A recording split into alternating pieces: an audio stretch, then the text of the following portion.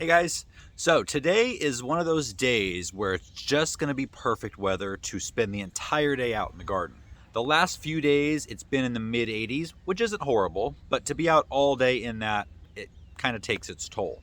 And then starting tomorrow, the next few days are going to be in the mid 80s as well. Today, mid 70s. So I'm going to take advantage of that. I have plenty of things I can do. Number one is to get the vegetable garden ready. It is time to get the vegetable garden planted. I've got so many transplants that I've either purchased or grown from seed that are ready to go in. You guys know I had the compost issue that pushed my gardening season way back this year. But first I have to install the drip irrigation. And I like to do that because I can use the drip emitters on the hoses, on the tape, which I'm using this time, to help space out my plants. And it's just easier than having to work around plants to put in irrigation.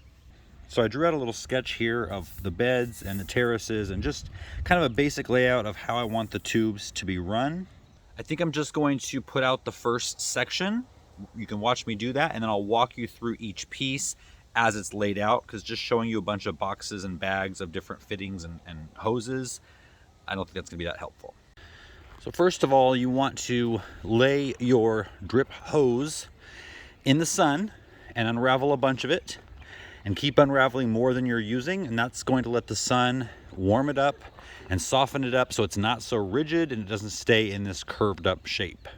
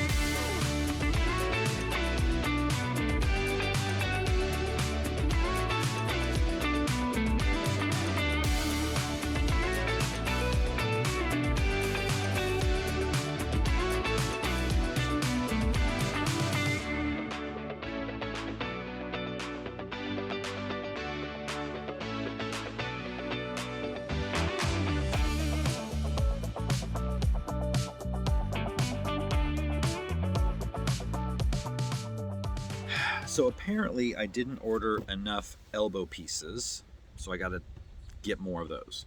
So what I'm gonna do is, because I don't, this isn't gonna be working anyway, because this, which is a flow reducer or pressure reducer, I don't have the piece to actually hook this on to the beginning of the system. See, I'm learning as I'm going here.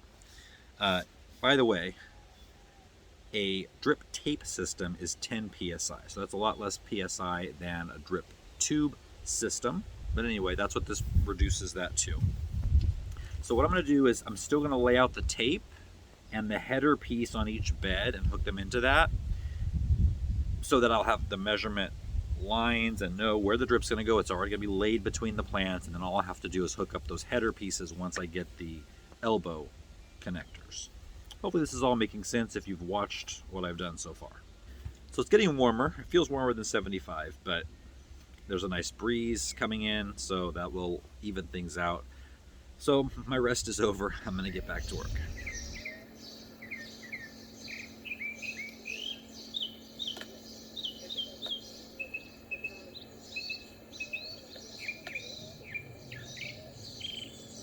Okay, I'm done. I've got all that I can do without getting the pieces, which will be coming in 2 days. So right now I've got everything done enough where I can plant. So I'm going to take you through what I've done, and then I'll let you know a little more details on how the drip tape works, and if you want to try it, where you can get it.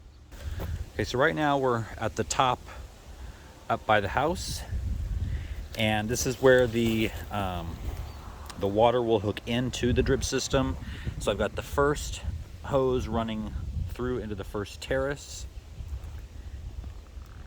and it goes up into the tomato bed and then heads down both beds. Now we will have a third bed once this is all done, and I'll just extend it that way. Over here against the house is going to be a very narrow bed with 3 espaliered apple trees against the wall. We've got this climbing rose here. So I do have the drip tube coming across, and then I will hook it into that, but that doesn't need to be done right now. All right, so that was the top, went in through there. I have a T connector, comes down here. This will all be buried. To the second terrace, I've got another T here. So the first part splits off into this terrace. The second part heads on down to the next terrace. So this one on this terrace comes in here. I've got it up and through the bottom of these raised beds, and then headed down, and it ends at the end of the bed, back out under the path, back in, back out, and then it ends right here. So I had to redo the makeshift temporary hose clamp at the end, because all of the electrical tape, which was old tape, but it started unraveling in the sun. So I used some wire and just made my own little figure 8 dealie. And I still have to figure out a way to get drip into these. Not sure if I'll do tape or a drip tube. Headed down to the next terrace. Now this one is a little bit different. So I do have a T, and I need to cap that off so it doesn't get dirt in it. But the hose will come in here, and it will come up through the beds like the other one, but I don't have all those elbows to make that happen. So I just put a piece of hose here, which I will, hook to the rest of everything when it's done, just so I could hook these up and have them ready so that I can use the drip emitters as place spacing guides for the plants. All right, and same thing, the hose heads down to the last terrace. And this one I just ran the hose straight across and have the tape coming out toward the ends of the beds. So this is the first time I've done this. This was kind of flying by the seat of my pants and learning as I go. I'm going to link all of the materials that I used down in the description of this video, which is important because I bought several things and had them shipped to me that either weren't the right size, they were completely different than they described on Amazon, And so I had to send those back, buy the right ones, and hope that those were going to be the right ones. So I will organize all of the things that I bought into the things that actually worked and I ended up using, and just give you those so you don't have to go through what I went through.